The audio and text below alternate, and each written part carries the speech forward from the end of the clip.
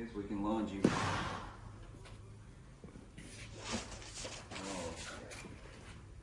All right, big man, let's go.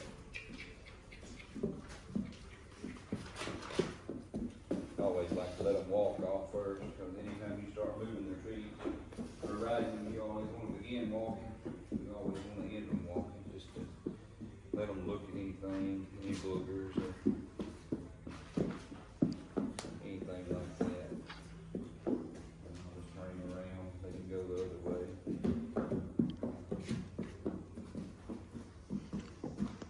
As you come up to a trot, he's very responsive. He walks, he's trotting when I'm asking him to trot. He's doing everything I'm asking him to do. Now I'm going to just reverse him and call him into him.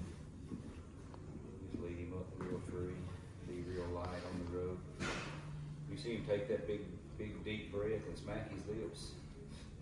When he went through, he took a big deep breath and started smacking his lips. That lets you know he's relaxed and lets you know he's understanding what you're asking him.